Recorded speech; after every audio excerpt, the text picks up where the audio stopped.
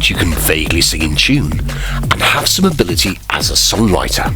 The next thing to do is to actually record your track. This part is really important to get right, because if you record your track in a toilet on a cheap 1970s cassette recorder, it's not exactly going to have the same production values as Dark Side of the Moon. There are various ways to record on the cheap, most of which are going to produce truly appalling results. Imagine recording your track in this way and then it being played over a big PA system down your local club. Hands in the air, hands in the air, hands in the air, hands in the air, hands in the air, hands in the air, inside, left, top. Rick in the house, Rick in the house, Rick in the house, Rick in the house, Rick in the house, Rick in the house, yes. So whether you're a solo artist or part of a band, your best bet is to hire a decent producer to record your track and to sprinkle a little bit of sugar onto your masterpiece. But beware, an awful lot of music producers have an elevated sense of self-importance, and although you may have paid them handsomely for their time, some of them seem to think that they own your work, and they can dictate exactly how and where you can use what they see as their work.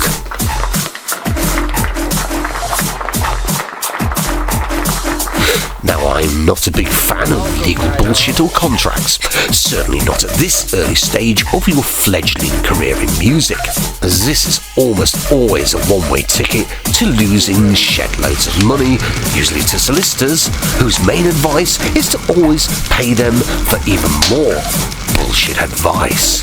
I usually find that a simple written agreement, usually prepared by my cat, who has absolutely no legal training whatsoever, is all that you need to prevent any kind of silliness from a producer. And maybe also to mention in passing how your cousin has just been released after a 3 stretch in the scrubs for having a too strong a word with someone else who owed you money.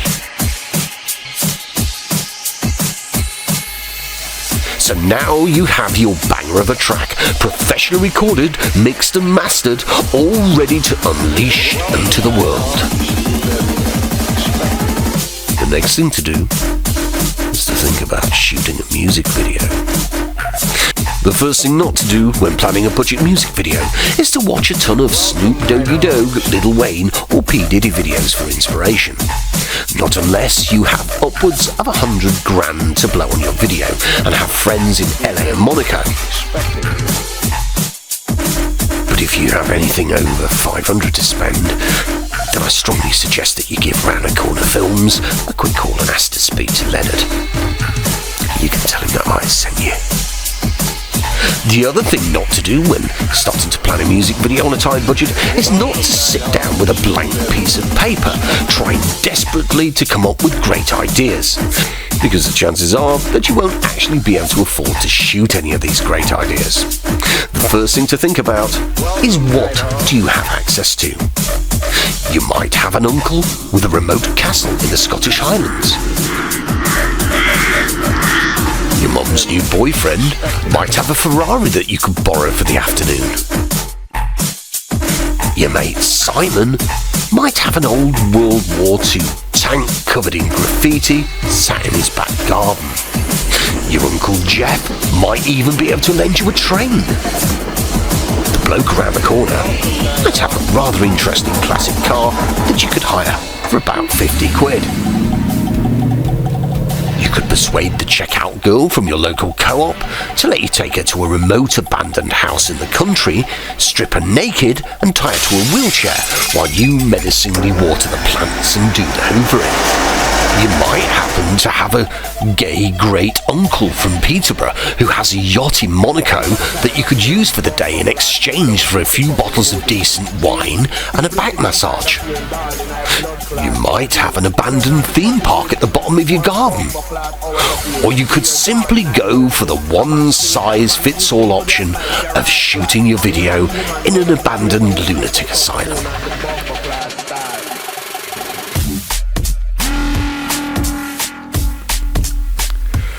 Or You could always hire a villa in Portugal and take a crack whore with you and tell the artist that she's a model and spend the entire week pissed out of your skull and being violently ill through sunstroke and alcoholic poisoning.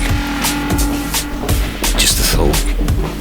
However, if none of this appeals, you could always film your video in the Greenwich Foot Tunnel.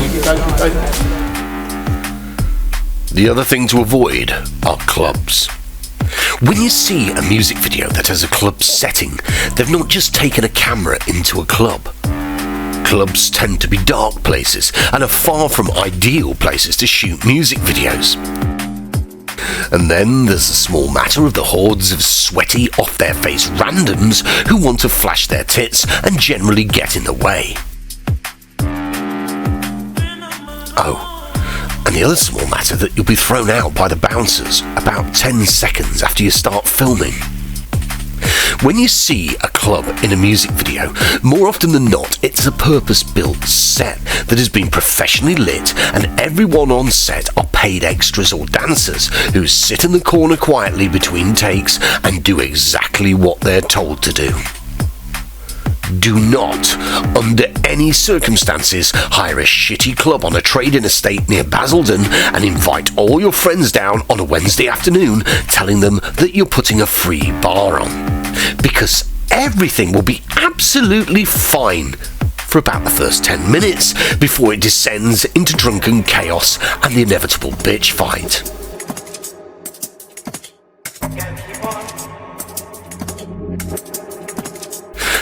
Location is always a great starting point, but try to avoid supermarket car parks in Croydon or filming at Skegness in January if at all possible. So now you've not only got a banging track, but a fairly watchable music video too. So imagine that you upload your video to YouTube, and simply by asking all 30 of your friends to share the video, the unimaginable happens. It has 1 million hits overnight. Surely this is the point where the truckloads of money turn up at your house. Well, not quite. So imagine if you were able to put your track in front of 1 million punters on YouTube, and just imagine if some of them actually liked your track. Yeah, okay, that's well cool. Yeah, well, where can I hear more tracks then? Yeah, where's the other videos? I want to watch some more videos by this dude. Where can I buy the album? They're doing a tour, are they? Yeah, where are they coming near me? Where can I go and see them? What you have to remember is that a music video is in actual fact an advert. That's not to say that it can't be a great piece of art in its own right, but it's an advert for both you as an artist and for whatever tap that you happen to be selling on the back of it, be it albums, tours, t-shirts or cat toys.